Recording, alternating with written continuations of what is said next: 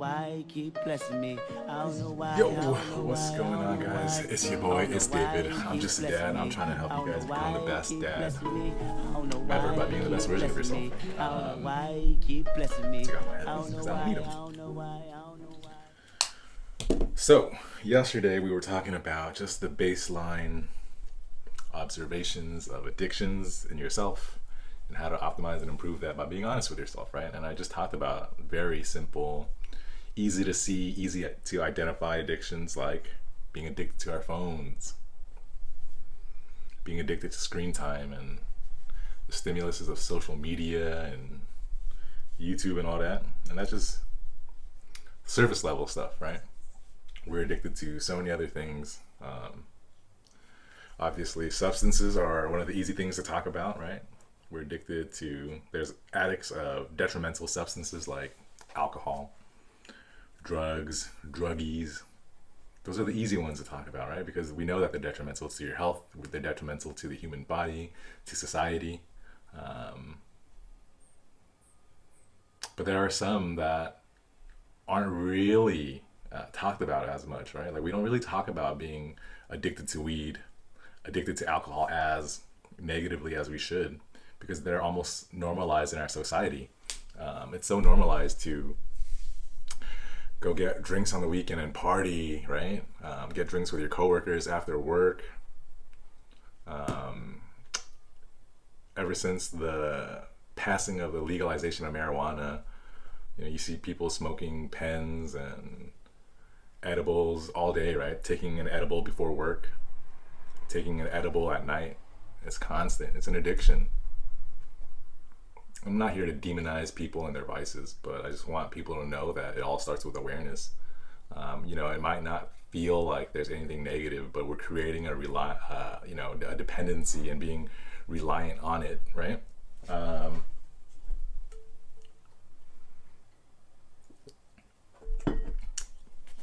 We're coping with emotions. We're coping with not being present with our true selves. Do we remember who we really are sober? And it goes even deeper because like the moment we wake up, we drink coffee. So we are our caffeinated self. We are not our regular normal self. Do we remember who we really are? So we wake up in the morning and we have caffeine right away. We have our coffee. We're caffeinated. We hit we start the day off with some caffeine, and then we also have an edible to start our day. And obviously, that's who you remember yourself as, because that's your habit, that's your routine, and those are your vices, right?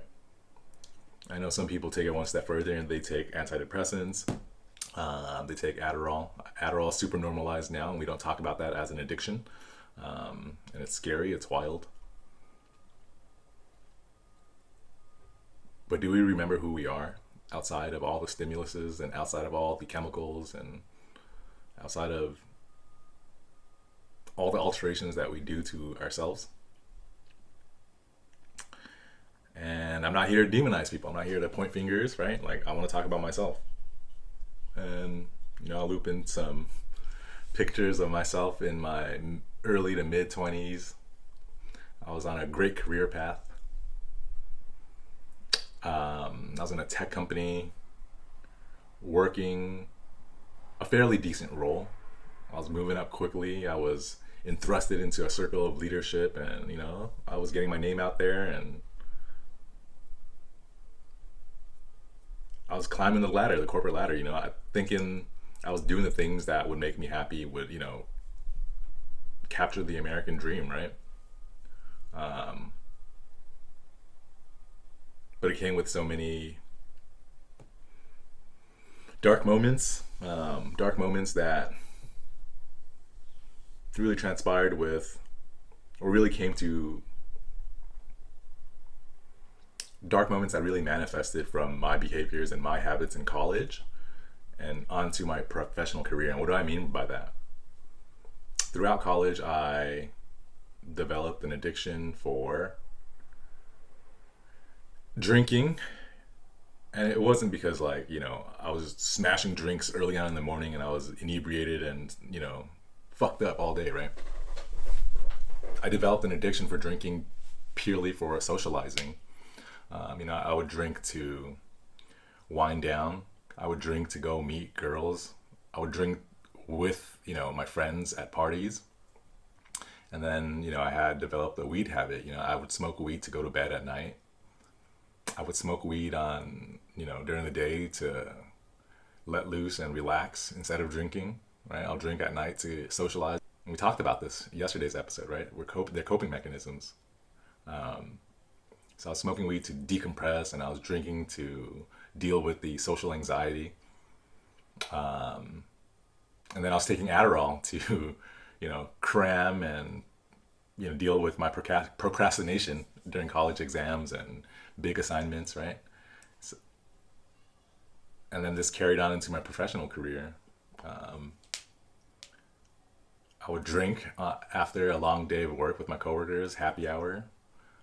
I would take Adderall to be super productive at work. And I noticed that this was kind of a microcosm of the work culture. I knew that a lot of developers and engineers were doing so. And I knew that there were other coworkers of mine that were taking Adderall just to be productive, just to get through the day, because it is not natural to stare at an Excel spreadsheet, all day and be in meetings all day and be dialed in,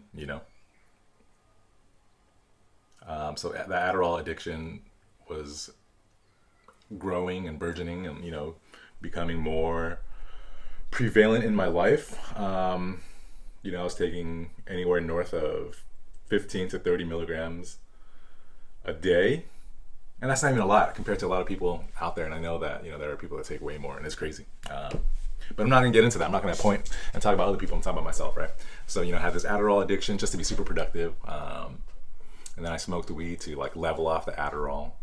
And this became a bigger problem because I had more money to spend it on drinks, more money to spend it on Adderall, more money to spend it on the weed. I would have a pen. I would go on walks during work and I would smoke my weed pen, take a little bit more Adderall and get super productive, dial in the spreadsheet, go crazy with my reporting and data stuff, right? Go crazy with learning and, really pushing the envelope of who I was career-wise so that I can move further up the ladder, prove my worth to my leaders. I learned so many new skills. I learned different coding languages to be at the forefront of what my role entailed, just so that the leaders that I was working around, all the directors and VPs that I was working with, really understood my worth, right? But the biggest thing I was addicted to was validation. I was addicted to being validated, feeling good about myself, and that's something that we don't really talk about. That constant need for comparing ourselves and comparing ourselves to others, comparing ourselves to different stigmas or roles in society, right? I was addicted to that validation. I was addicted to, getting a promotion and climbing that ladder and being high value at work. And that caused a lot of turmoil within me. On top of all the turmoil from, the unhealthy life from substance abuse, right? I was still a high performing individual, I didn't think I was that unhealthy because I wasn't in shape. I thought I was in shape. I went to the gym here and there. I would play basketball here and there. I thought I was in shape, but I was far, far, far from it.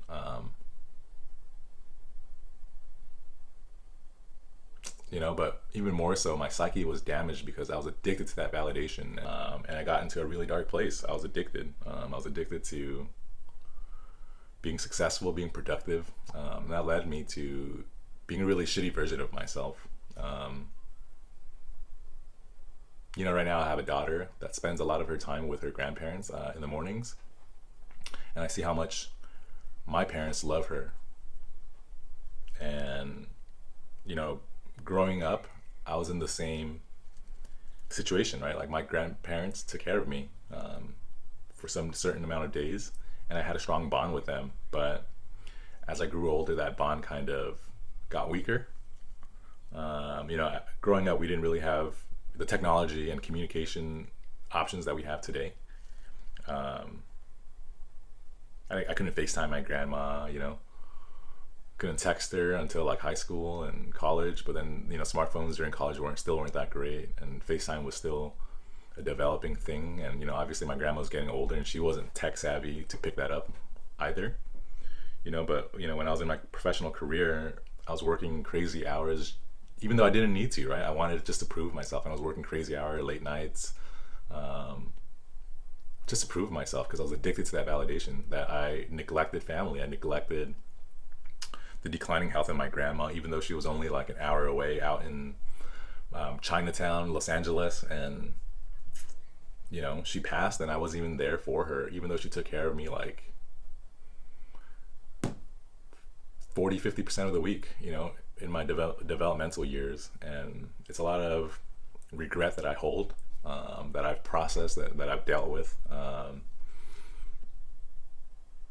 As she was in hospice end of life care for her remaining like last few months, I wasn't there for any of it, even though my parents were there. Even though they were working, my parents were there with her every day, like the good children that they were to her, right? Like, but I wasn't there for any of it. And I was just young. I didn't really have any responsibilities other than work, but I was so caught up in work and all the other vices that I had that I neglected that. I wasn't there for my parents. I wasn't there for my grandmother.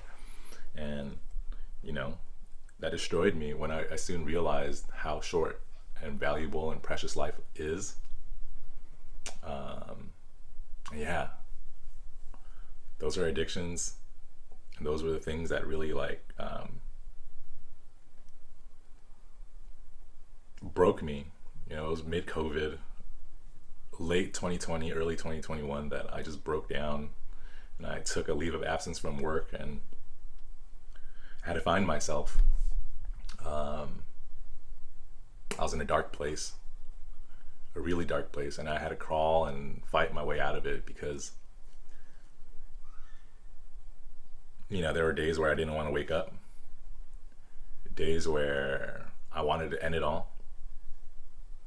And it didn't help with the social climate either, right? The divisiveness in our society from the previous election, the right versus the left, the racial tension, and then the whatever you want to call the pandemic. It wasn't a healthy environment, and I had to pull myself out of it. And I had help from nobody almost, other than the people around me, my parents, my wife, my dog. Shout out my dog. He was always with me. There was a moment in time where everyone had to work from home, and prior to the pandemic, I was also moved to a remote position, and I was just at home in my new home with my dog, and he kept me sane because I was struggling. I needed the validation, and I didn't get it because I didn't see people in the office. And yeah, man, I was in a dark place, and it didn't help that I had all these substance abuse, and it didn't help that I had to cut it all off either, because I knew when I was in that dark place and I started therapy and I started talking to a psychiatrist, I knew that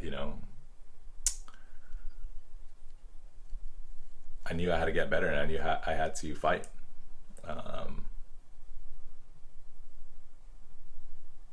Yeah. So today I am not. I drink on occasion. I drink like on a birthday. I drink on like an anniversary dinner with my wife or something like that. I've quit weed. I picked it up again, but then I quit it again. I've been off weed for a year now, but previous to that, I was off weed for 3 years. I'm off Adderall for now, going on 5 years. I don't have social media. I don't have, Instagram or Facebook or TikTok or Snapchat. I don't scroll any of that. I don't let myself compare and contrast with, others and all that. I fought it all. I focused on my health. I focused on my nutrition, my fitness. I found a profession and work that I really love that has challenged me to grow as a person mentally, physically, and spiritually. I have new responsibilities now in my daughter and my family, new purpose in life.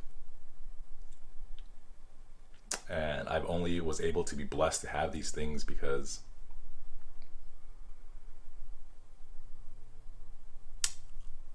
I was able to not succumb to the darkness, because I was able to see the light, because I was able to find God and really push through. But the journey's not done, every day. The devil's on your shoulder. The devil's always close by and always really tempting. I was chatting with my buddies, and he told me the devil leaves you alone if he already has you in its grip, because he knows the job is done, right? If you're drinking every day, smoking every day, doing degenerate shit every day, the devil leaves you alone because you're already in it. But the more you fight, the more you stray away from the devil's grip, the more you come to God's light. The devil fights that, right? Like, it finds new and clever ways to test you. But it's overcoming these tests where you become better as a person. So I know how dangerous so many of the things that we don't think of as dangerous is really, you can have a casual relationship with marijuana and think that you're only smoking, for a good time and decompressing, but it's really messing with your brain. It's really messing with your recovery, your sleep, your deep sleep. But it's really messing with your mind, right? And then you layer that on with all this other societal pressures, stress, other addictions you may have in terms of my addiction in needing validation, social media, right? When you have a messed up mind and you put that out there in the world, it can get even more amplified, right? And that goes on with any other substances, whether it's drinking or uppers like cocaine. And in my case, I had a Adderall addiction.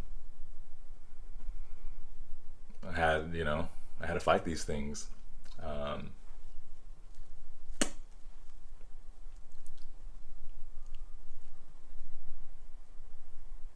I'm proud of the progress that I've made, but I know that it's a never-ending journey, because you got to be honest with yourself and you got to fight every damn day. One misstep can undo years of progress, right? But I'm committed to it. I'm committed to my purpose now. And look, my daughter's coming back.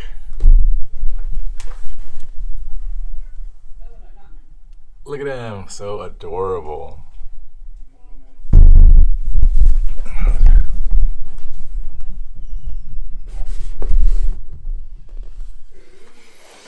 Oh, whoa.